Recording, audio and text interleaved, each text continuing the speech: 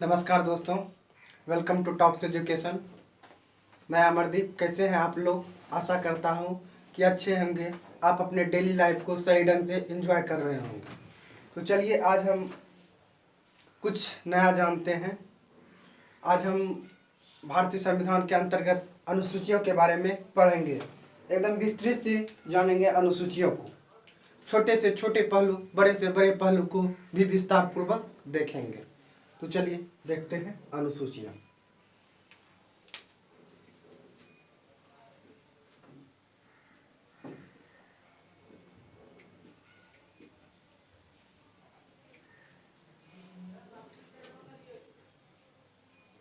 अनुसूचियां अनुसूचियां आपको मूल संविधान में 8 अनुसूचियां हैं। मूल संविधान में 8 अनुसूचियां, लेकिन वर्तमान में आपको 12 है। यानी मूल संविधान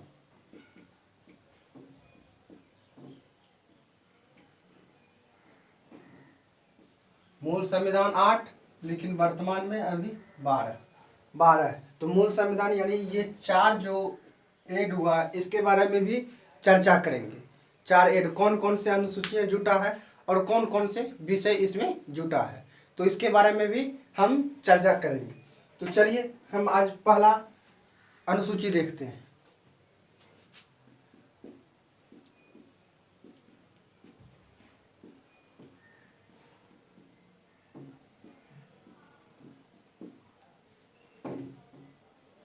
पहला अनुसूची में यह कहा गया है कि राज्य होगा, राज्य का कोई अपना सीमा होगा, या केंद्र शासित प्रदेश होगा, केंद्र शासित प्रदेश का कोई अपना सीमा होगा, नाम होगा, या राज्य का कोई नाम होगा, कोई क्षेत्र होगा उसका नाम होगा, और उसके बाद उसका अपना कोई सीमा होगा। तो इसके बारे में चर्चा किया गया। तो चलिए हम ये लिख देते हैं, राज्य प्लस केंद्र शासित प्रदेश, केंद्र शासित प्रदेश, सीमा प्लस नाम।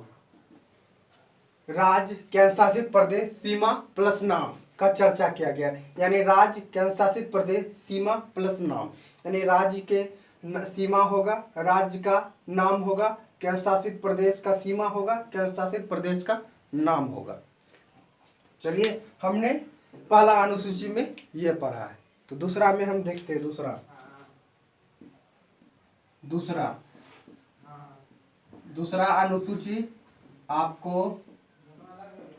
दूसरा अनुसूची आपको संवैधानिक पदों के वेतन और भत्ते के बारे में चर्चा करता है। संवैधानिक पदों के वेतन तो लिख सकते हैं हम, सिर्फ कलर चेंज कर लेते हैं। कलर चेंज करके हम बताते हैं आपको। वेतन और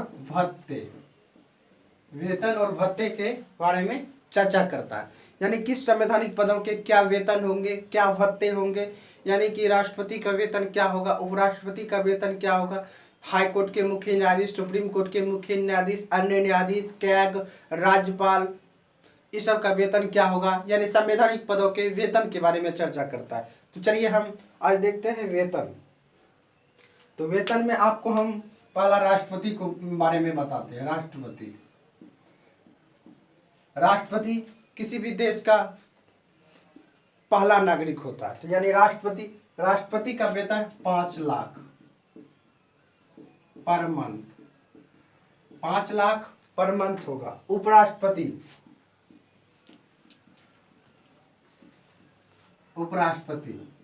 4 लाख पर मंथ। पिक्चर आपको लोग को क्लियर है? चलिए, उपराष्ट्रपति का 4 लाख पर मंथ होगा। और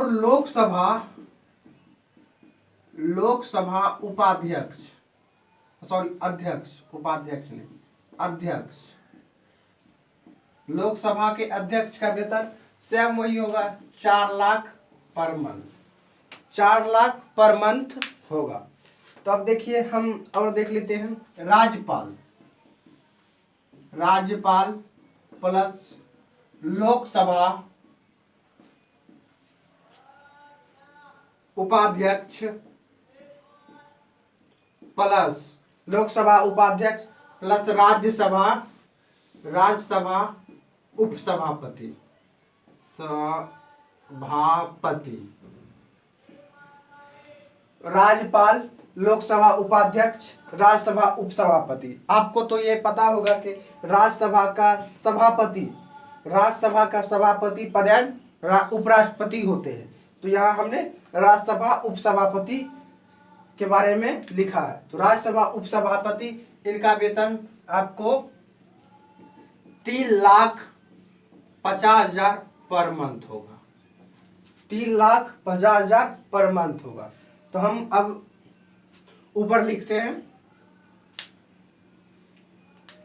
देखिए, अब हम लिखेंगे सर्वोच्च न्यायालय। सर्वोच्च न्यायालय, सर्वोच्च न्यायालय को हम उच्चतम न्यायालय कहते हैं। उच्चतम न्यायालय। और उच्चतम न्यायालय और एक हम सुप्रीम कोर्ट कहते हैं। Supreme court. अन्य मुख्य जज, मुख्य जज या मुख्य जज नहीं तो न्यायाधीश लिखिए, मुख्य न्यायाधीश। सर्वोच्च न्यायालय या उच्चतम न्यायालय या सुप्रीम कोर्ट, ये तीन को हुआ। सर्वोच्च न्यायालय, उच्चतम न्यायालय या सुप्रीम कोर्ट। इनका या मुख्य न्यायाधीश, इनका वेतन होगा 2,80,000 पर मंथ। 2,80,000 per month. तो चलिए क्लियर कर लीजिए, सर्वोच्च न्यायालय, उच्चतम न्यायालय, सुप्रीम कोर्ट। अब देखते हैं high court. High court, high court को हम उच्च न्यायालय भी बोलते हैं। उच्च न्यायालय, उसके बाद high court. High court, high court, high court के मुख्य न्यायाधीश, मुख्य न्यायाधीश प्लस सुप्रीम कोर्ट। इसको हमने एस और सी लिख दिया। सुप्रीम कोर्ट, सुप्रीम कोर्ट के अन्य न्यायाधीश, अन्य न्यायाधीश, अन्य न्यायाधीश। इनका वेतन आपको होगा 2,50,000, 2,50,000 पर मंथ। 2,50,000 per month. तो चलिए हमने ये देख लिया। और हाई कोर्ट के अब अन्य न्यायाधीश, हाई कोर्ट मुख्य न्यायाधीश। तो हाई कोर्ट के एससी लिखते हैं। हाई कोर्ट अन्य न्यायाधीश, हाई कोर्ट अन्य न्यायाधीश, अन्य न्यायाधीश प्लस कैग। कैग, कैग को हम लिखते हैं नियंत्रक एवं महालेखा परीक्षक। इसको इंग्लिश में कहते हैं comptroller and editor general. Comptroller and editor general. इनका वेतन आपको होगा 2,25,000 पर मंथ। 2,25,000 per month. तो इतना हमने देखा, यानी संवैधानिक पदों के वेतन के बारे में चर्चा किए। अब हम तीसरा अनुसूची की ओर बढ़ते हैं। तीसरा अनुसूची,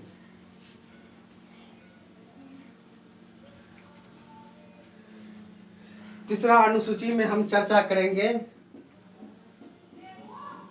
तीसरा अनुसूची,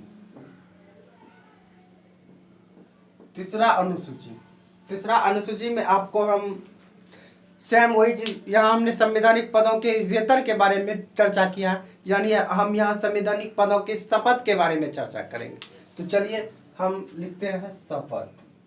तो आप शपथ से क्लियर होंगे कि संवैधानिक पदों के शपथ। शपथ में आपको हो गया जैसे राष्ट्रपति, उपराष्ट्रपति, प्रधानमंत्री या मंत्रिपरिषद, उनके बारे में हम चर्चा करेंगे। राज्यपाल से हम जिनका वेतन के बारे में चर्चा किए, उनके शपथ के बारे में चर्चा करेंगे।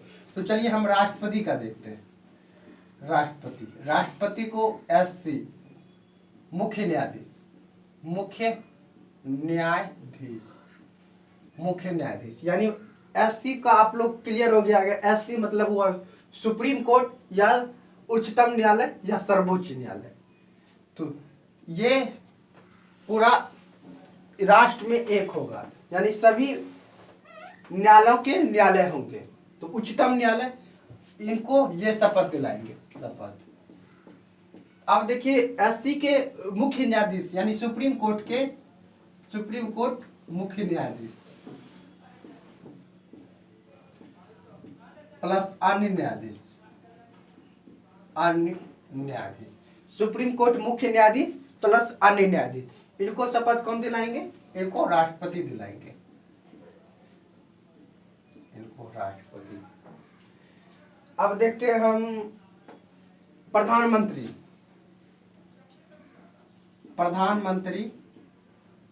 प्लस मंत्रिपरिषद, इनको शपथ कौन दिलाएंगे? राष्ट्रपति इनको शपथ दिलाएंगे, राष्ट्रपति इनको शपथ दिलाएंगे। चलिए अब हम देखते हैं राज्यपाल किसी भी राज्य का पहला नागरिक होता है। राज्यपाल को एससी मुख्य न्यायाधीश एससी मुख्य न्यायाधीश इनको शपथ दिलाएंगे। एससी मतलब हाई कोर्ट, एससी मुख्य न्यायाधीश, और हाई कोर्ट के मुख्य न्यायाधीश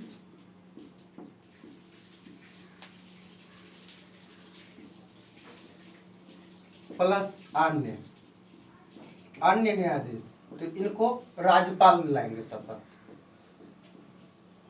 सेम वही मुख्यमंत्री और मंत्री परिषद को भी राज्यपाल दिलाएंगे। तो इतना हमने आपको इसमें बताया। तो चलिए हम अब चौथी अनुसूची के बारे में चर्चा करते हैं। चौथी अनुसूची,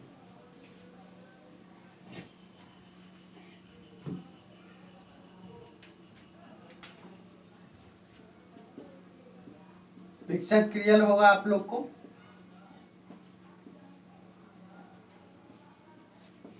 चौथी अनुसूची में आपको राज्यसभा के सीटों के आवंटन के बारे में चर्चा किया, यानी कितने कौन से राज्यसभा के कहां से क्या सदस्य होंगे, कितने सदस्य होंगे, उनके बारे में चर्चा किया। तो लिख सकते हैं राज्यसभा सीट। इसमें हम आपको शॉर्टली बता देते हैं कि राज्यसभा में 250 सीट है, यानी सीट 250 है। लेकिन वर्तमान में अभी सदस्य 245 सदस्य अभी है राज्यसभा के में। तो चलिए हमने ये देख लिया। अब पांचवी देखते हैं, पांचवी अनुसूची।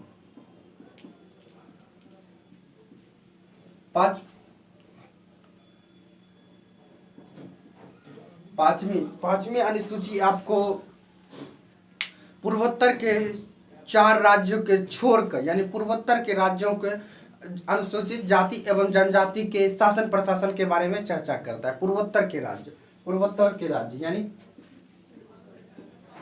पूर्वोत्तर के राज्यों के शासन प्रशासन, पूर्वोत्तर के राज्यों के शासन और प्रशासन। तो यानी पूर्वोत्तर के राज्यों का में कैसे शासन होगा, क्या होगा, उनका प्रशासन क्या होगा, उनके बारे में चर्चा करता है। लेकिन यहाँ आपको 4 पूर्वोत्तर के राज्य को छोड़कर 4 राज्य को, उनके बारे में भी देखते हैं। देखिए 4 राज्य, तो आपको असम, त्रिपुरा, मिजोरम,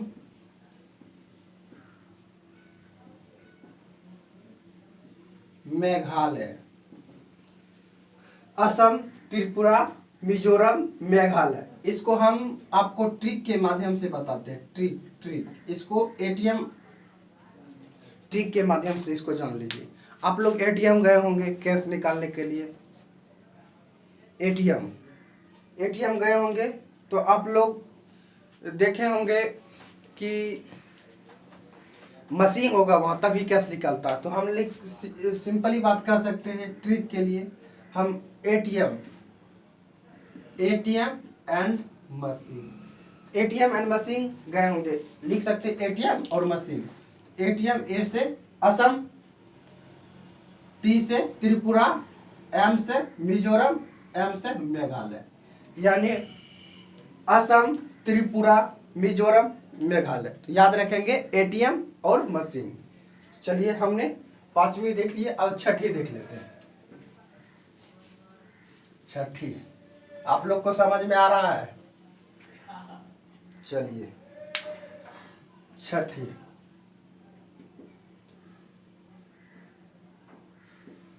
छठी अनुसूची, छठी अनुसूची। छठी अनुसूची में सेम वही है, पूर्वोत्तर के राज्यों, पूर्वोत्तर के राज्य आपको जो हमने छोड़ा है ये 4 राज्य, यानी 4 राज्य, 4 राज्य, 4 राज्य के शासन, शासन अनुसूचित यहां लिख दीजिए, अनुसूचित जाति एवं जनजाति। देखिए इसको नोट कर लीजिए, अनुसूचित जाति यानी 4 राज्य के शासन और प्रशासन। शासन और प्रशासन किनका होगा? अनुसूचित जाति और जनजाति। अनुसूचित जाति एवं जनजाति के शासन और प्रशासन के बारे में चर्चा किया गया। यानी 4 राज्य, 4 राज्य में आपको हमने एटीएम और मशीन के बारे में चर्चा किया। तो इसको हम फिर दोबारा लिखने का कोई जरूरी नहीं है। एटीएम एंड मशीन में आप समझ गएंगे। एटीएम, ए से असम, टी से त्रिपुरा, एम से मिजोरम, एम से मेघालय। चलिए अब हम 7वीं अनुसूची के बारे में चर्चा करते हैं। 7वीं,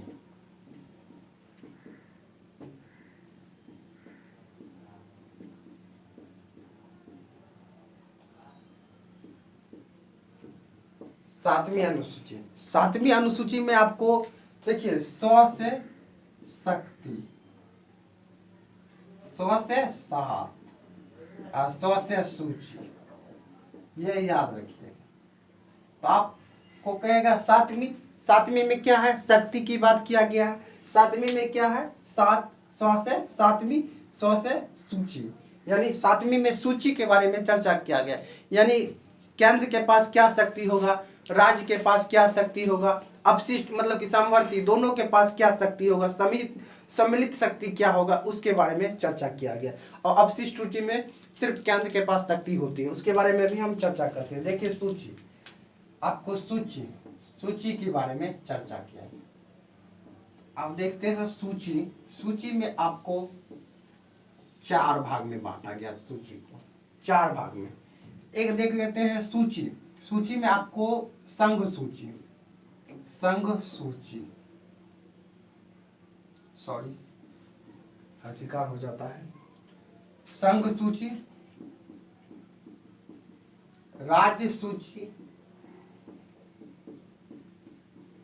समवर्ती सूची, उसके बाद अपशिष्ट सूची,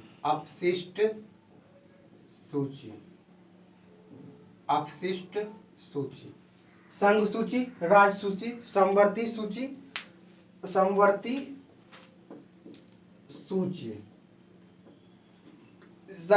सूची, अपशिष्ट सूची। यानी संघ सूची में आपको कानून केंद्र बनाएगा, राज्य सूची में कानून राज्य बनाएगा, समवर्ती सूची यानी समवर्ती मतलब दोनों कानून बनाएगा, राज्य भी बनाएगा केंद्र भी बनाएगा। अपशिष्ट सूची में सिर्फ केंद्र बनाएगा कानून। यानी इसको लिख सकते हैं सेंटर मतलब केंद्र। उसके बाद स्टेट मतलब राज्य, इसमें C+S यानी सेंटर प्लस स्टेट यानी केंद्र और राज्य, इसमें आपको सिर्फ सेंटर। पिक्चर क्लियर है? चलिए क्लियर होगा, आपको उधर दिखाई दे रहा होगा। चलिए सेंटर यानी संघ सूची पर सेंटर कानून बनाएगा, राज्य सूची पर स्टेट कानून बनाएगा, और समवर्ती सूची में सेंटर प्लस स्टेट दोनों बनाएगा, इसमें सेंटर बनाएगा। इसमें देखिए आपको मूल संविधान में पहले 97 था, लेकिन अभी 100 हो गया, वर्तमान में 100 हो गया। इसमें 66 था, अभी वर्तमान में 61 है, 5 घट गया। इसमें आपको 43 था, और उसके बाद 5 बार गया तो 52 हो गया, सॉरी 52 हो गया। इसमें मूल संविधान में क्या था, अभी क्या है, इसके बारे में इसमें चर्चा नहीं किया गया। तो देख लीजिए, पहले 97 था, अभी 100 हो गया। 66 था, 5 घट के 61 हो गया। और 47 था, 5 बढ़ के 52 हो गया। अब यहाँ देखिए, ये जो 5 घटा है इसमें जाकर जुटा, ये जुटा यानी राज सूची से हट के संवर्ती सूची में चल गया। तो इसमें आपको ऐसे तो नहीं चल जाएगा, इसका कोई संवैधानिक संशोधन होगा, यानी आपको संवैधानिक संशोधन के तहत इसको 5 राज सूची से 5 विषय को संवर्ती सूची में जोड़ दिया गया है। तो चलिए राज सूची, ये आपको 42वां संवैधानिक संशोधन 1976, 42वां संवैधानिक संशोधन 1976 के तहत राज सूची से 5 विषय को हटाकर संवर्ती सूची में जोड़ दिया गया। तो अब राज सूची के 5 विषय कौन है, तो ये भी देख लेते हैं। इधर हम इसको मिटा देते हैं। राज सूची के 5 विषय, राज सूची के 5 विषय आपको देख लेते हैं। एक में है आपका शिक्षा, दूसरा में है जनसंख्या, दूसरा में है जनसंख्या नियंत्रण,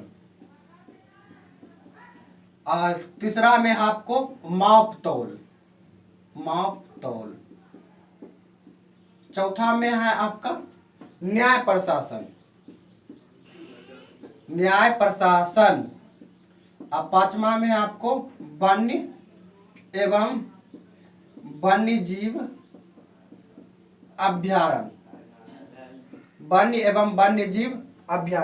यानी ये 5 विषय को आपको राज्य सूची से हटाकर संवर्ती सूची में जोड़ दिया गया। ये 5 विषय के इसमें यानी राज्य सूची से संवर्ती सूची में जोड़ दिया गया। 5 विषय को आपको कौन कौन से 5 विषय हैं? शिक्षा, जनसंख्या नियंत्रण, मापतोल, न्याय प्रशासन, वन्य एवं वन्यजीव अभ्यारण्य। ये 5 ऐसे याद रखिए, ये 5 जो है आपको इसको कह सकते हैं इसमें इंक्लूड हो, यानी संवर्ती सूची में 5 विषय को राज्य सूची से हटाकर संवर्ती सूची में 5 विषय को जोड़ दिया गया है। तो आज हम वीडियो ज़्यादा लेंदी नहीं हो इसीलिए हम इतने रखते हैं, यानी कि 12 में हमने 7 का चर्चा कर लिया। तो 5 अगले वीडियो में हम चर्चा करेंगे। अगले वीडियो में इसके बारे में और विस्तृत से फिर चर्चा करेंगे, जिस ढंग से आज ने हमने चर्चा किया। तो अब हम कहना चाहेंगे कि आप अपने टारगेट के प्रति यानी लक्ष्य के प्रति कॉन्शियस रहिए। आप डेली लाइफ में टारगेट फिक्स कीजिए और उसको अचीव करने का प्रयास कीजिए, यानी कहना चाहेंगे set the target and hit the target, set the, कोई टारगेट को आप सेट कीजिए, टारगेट को सेट कीजिए, उसको आप हिट कीजिए। ये फंदा को आप लोग अपनाइए। और क्या कहेंगे अब विशेष करके कि समय का सदुपयोग करें। ठीक है, थैंक यू। अब हमें जाने की इजाज़त दीजिए।